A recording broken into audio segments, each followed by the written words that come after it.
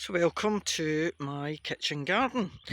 So at the back I've got kiwi fruit, a vine and tomato plants. Now this looks a bit formidable, but I've been assured by John that I can actually move it. So I have 6 large marmon tomatoes which I'll be using for making sauce and soup, and 6 cherry tomatoes which are for salads.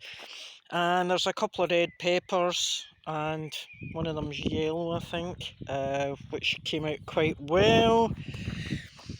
Beetroot, very small, couple of rows of that. Carrots, they're doing okay too.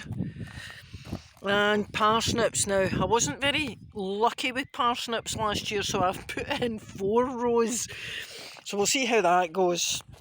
A couple of gooseberries, couple of black currants, some raspberries, bit of rhubarb, and some nasturtiums alongside my salads, because you can eat nasturtiums. Now, I apologise for the sound quality, it's a bit breezy.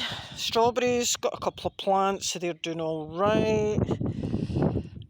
And these are my apple rootstocks which I planted in here last year, which will be ready to graft on next February.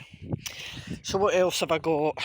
Compost bin, lots of compost on this bed.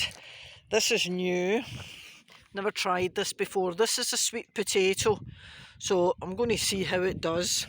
It's warm enough here, it gets to 40 in the summer.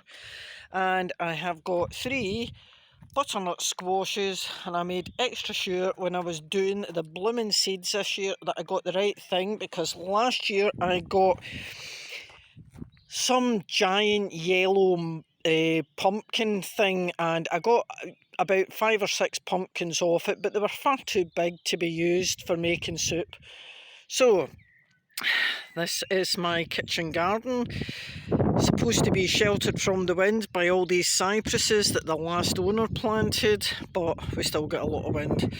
Compost bin, and the bin for the nettle tea, which is absolutely stinking, but worth its weight in gold.